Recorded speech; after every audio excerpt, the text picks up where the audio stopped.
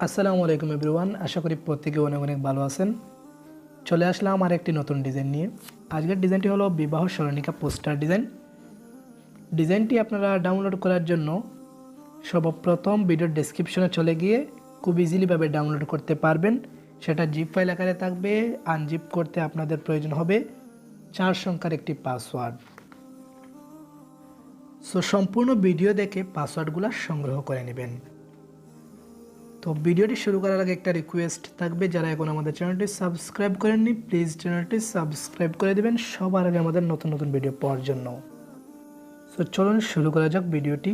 সর্বপ্রথম ভিডিওর ডেসক্রিপশনে গিয়ে ডাউনলোড করার পর জেড আর্কাইভার অ্যাপ্লিকেশন নামে এই অ্যাপ্লিকেশনের ভেতরে চলে আসবেন।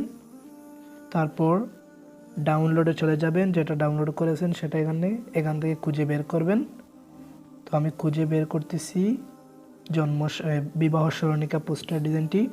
এর উপর ক্লিক করবেন, তারপর এক্সট্রাক্ট হেয়ারের উপর ক্লিক করবেন। তারপর যে 4 সংখ্যার পাসওয়ার্ডটি ভিডিও থেকে সংগ্রহ করেছেন সেটা এখানে বসিয়ে দিবেন। তো আমি বসিয়ে দিলাম। তারপর ওকেতে ক্লিক করবেন। ওকেতে ক্লিক করলে সেটা আনজিপ হয়ে যাবে। তো তারপর আপনারা পিক্সেল অ্যাপ্লিকেশনটি ওপেন করবেন। তারপর উপরে থ্রি ক্লিক করবেন, ওপেন .plp ফাইলে ক্লিক করবেন, .plpতে ক্লিক করবেন। তাহলে যেটি আপনারা আনজিপ করেছেন সেটা এখানে পেয়ে যাবেন। তো এর উপর ক্লিক করবেন, তারপর ওপেন অ্যান্ড অ্যাড এখানে ক্লিক করবেন। তাহলে ডিজাইনটি সামনে চলে আসবে।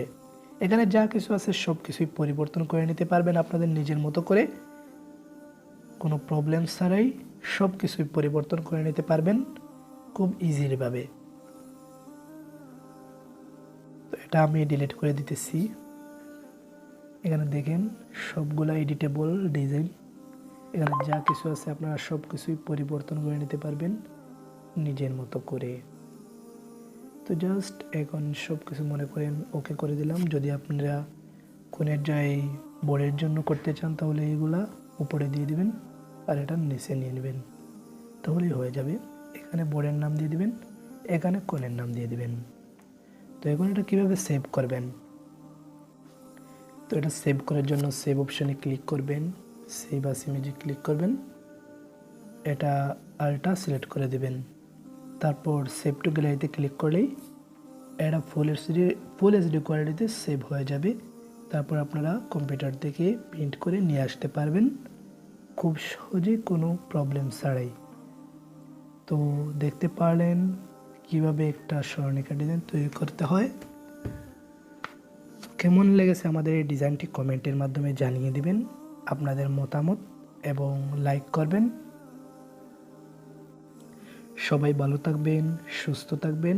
পরবর্তী ভিডিওতে আবারও দেখা হবে। আল্লাহ হাফেজ।